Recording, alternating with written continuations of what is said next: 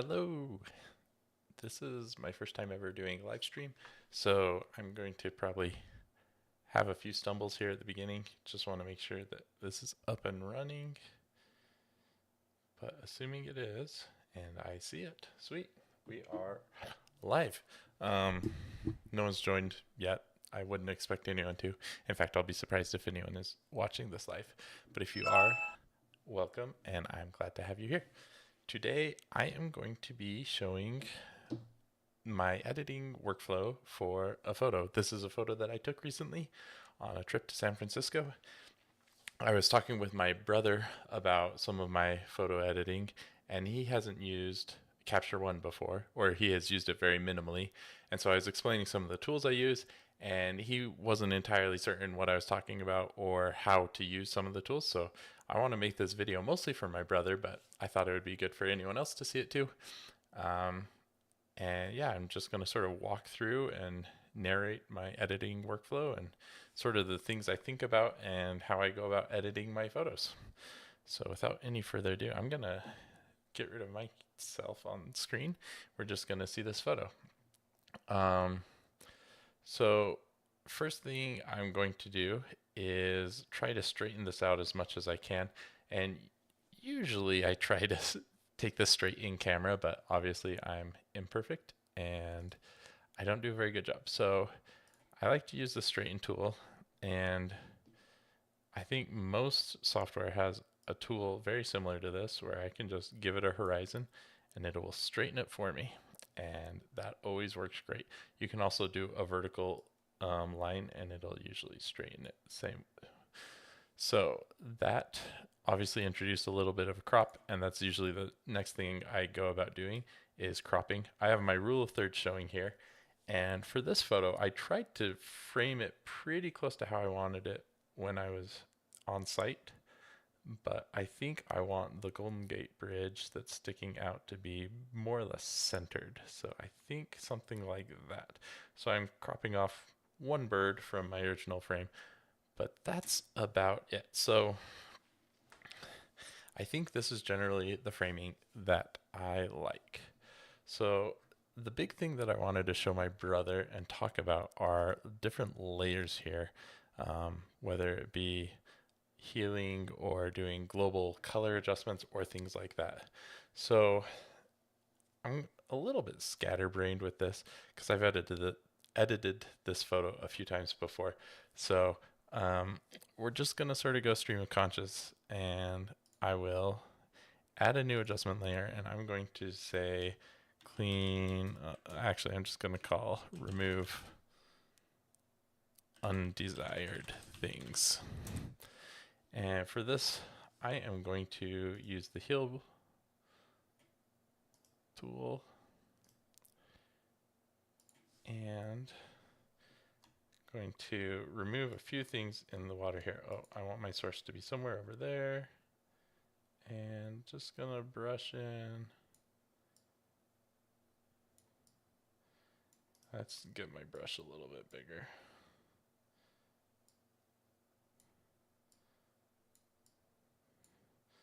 So that was one thing that I did not like in the original photo. Now I'm gonna source from over here and do the same thing for this guy. Do not like having those little distractions. And then lastly, I find this little hotspot thing to be distracting. So I'm just going to use the healing brush one last time. And there you have it. So we can turn this layer on or off. And you can see the logs or whatever that was in the water are definitely removed. I think I could actually use a bit more on this hotspot. It's hard to see with, there we go. Oh, so this does not look as natural as I thought it should.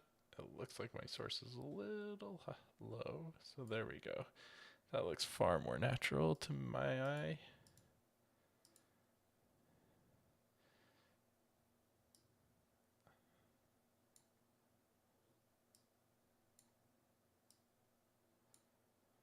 There we go. So we can see Looks like it might have been a buoy or something of that nature. But, so that's our one layer for removing things. Next thing I want to do is give a little bit more color to the Golden Gate Bridge. You can see this guy's jacket is like really bright, vibrant, orangey red.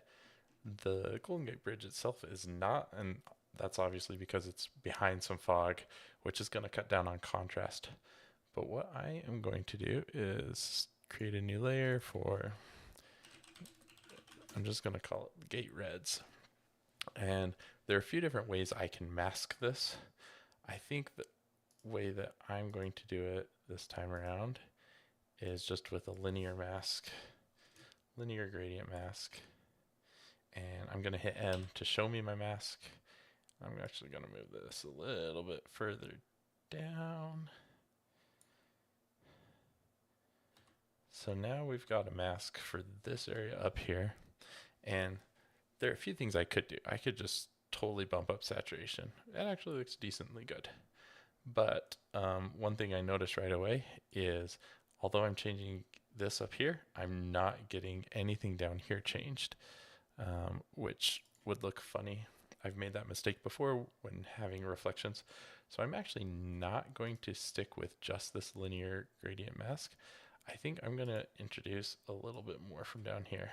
So I had that linear gradient, and in order to keep it but add more to it, I have to rasterize it. So I'm just going to rasterize. And so we maintain this gradient, but now it's no longer a vector. It's actually rasterized. So I'm just going to paint in here. Let me add. Yeah, there we go. So one thing I don't want is that guy right there. So I am going to erase that part of the mask.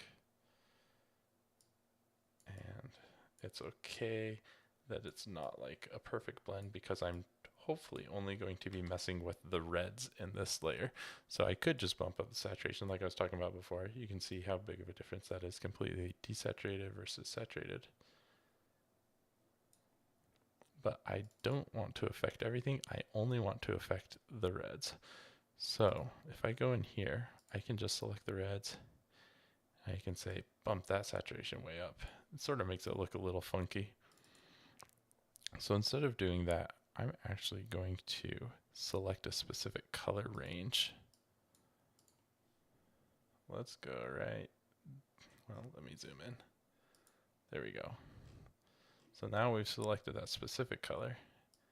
We can bump up that saturation quite a bit.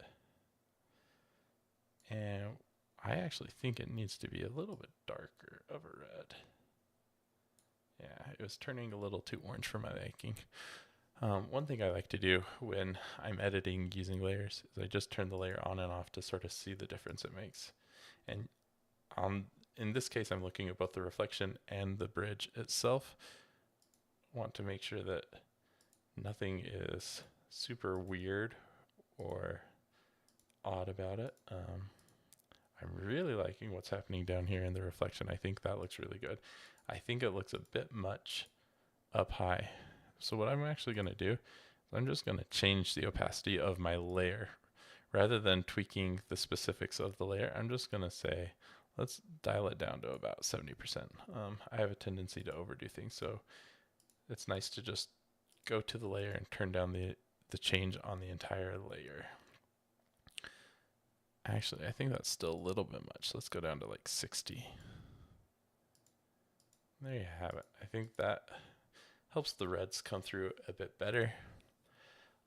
Next thing I want to do is hopefully give a little bit of life to the sky. You can see down here in the reflection, the sky's pretty blue, but because of the fog, the haze, it's looking a little boring. So let's do, if I can hit the right button on my keyboard, we're going to say sky blue. And similar to what we did before, I'm going to come in here, select just a part of the sky, and it automatically knows, where I am. I'm just going to bump up the saturation and see what that does. It does very little for me, actually. So then I think I'm just gonna zero that back out, and I'm gonna go to my color balance, and I'm gonna change.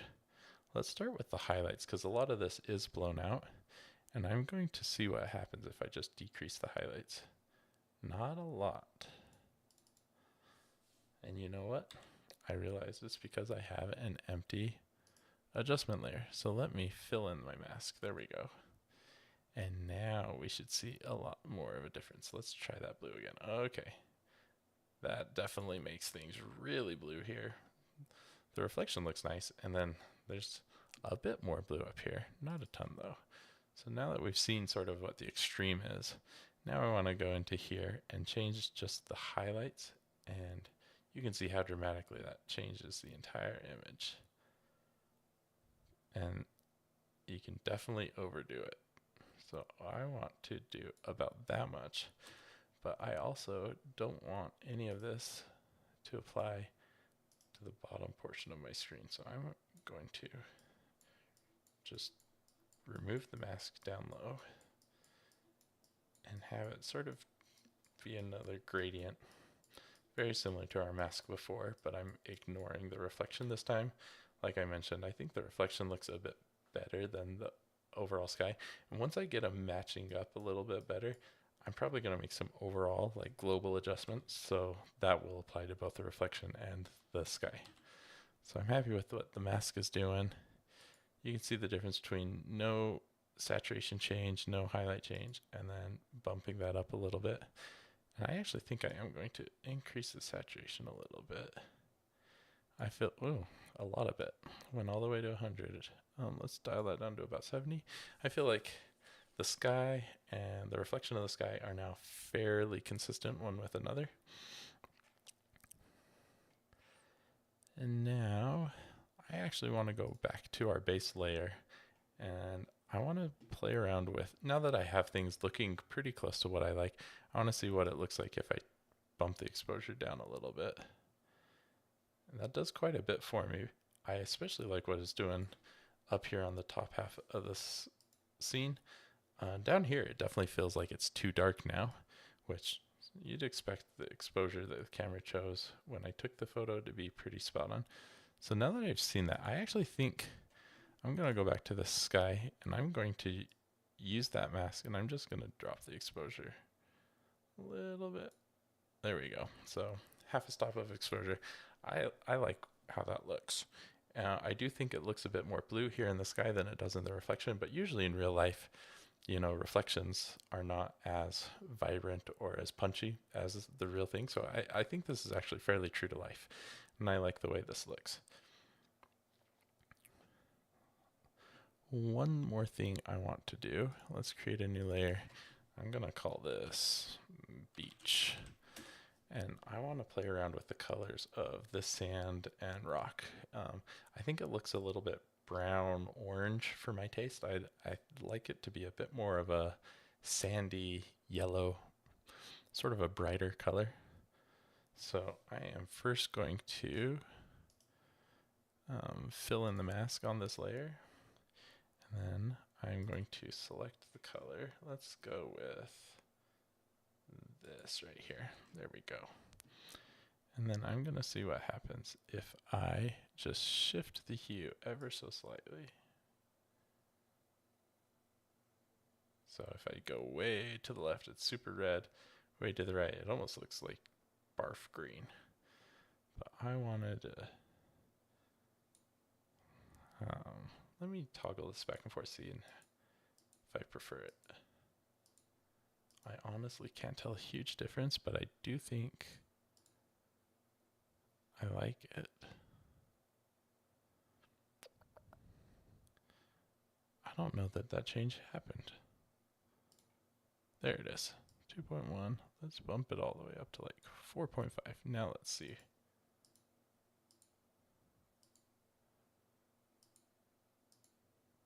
Okay, I do like that change. So we're gonna stick with that.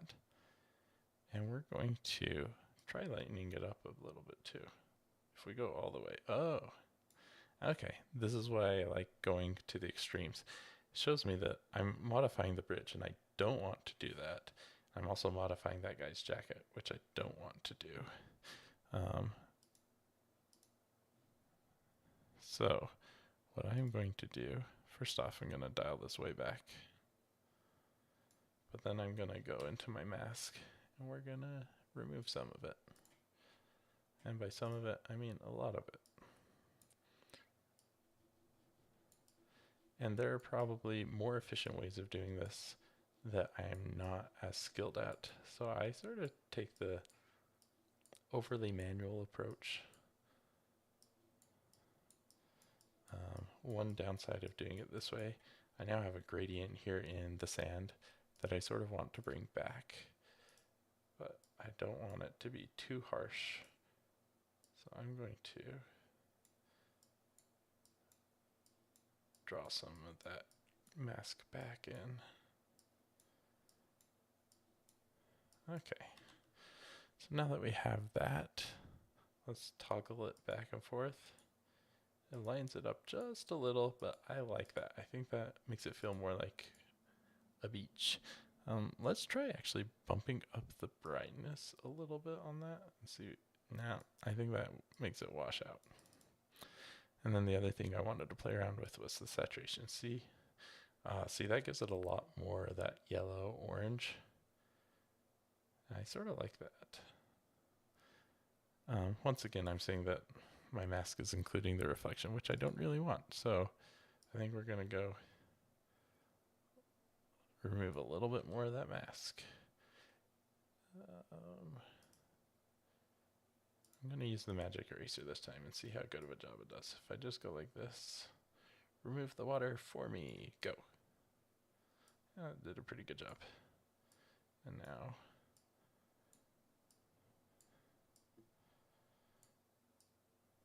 this is looking like a pretty decent mask.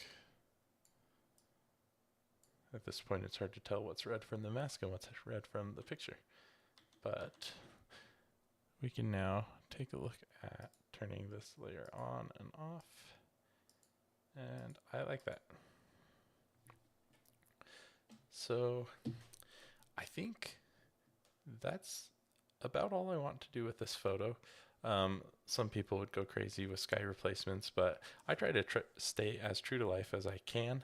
One thing that I could do that I've tried playing around with on previous edits of this photo is playing around with this fog, trying to make it a lighter color, and it just sort of washes out the photo. So I found that I'm not very skilled at dealing with fog in my photo, so I'm just going to leave that as is. I quite like the look of this photo as it is right now. I think I'm going to call this my finished product. So I could go ahead and export this if I wanted to, but I was mostly just doing it for the purposes of this photo. So feel free to comment below. Let me know if you like the way I edited this, if you think I overdid it, or if I missed something. If there's a way you would have edited this differently, I'd love to hear from you, the viewers, and especially my brother, I guess. If you're watching this, let me know what you think of this, and if there are any tools that you'd like to see me deal with more. Obviously, most people are familiar with the primary tools of, exposure, contrast, brightness, highlight, shadows, that kind of thing. So I'm mostly focused on the colors because that's the thing that I think my brother has not been exposed to as much.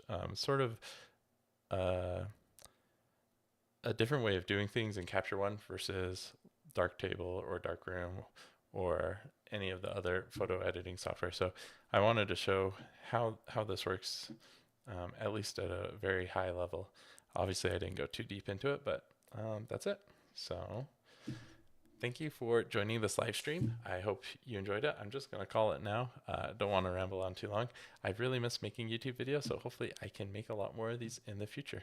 And yeah, hopefully I'll see you all soon. Have a great finish to the year 2023, and I hope that 2024 is a great year for everyone. Have a great day.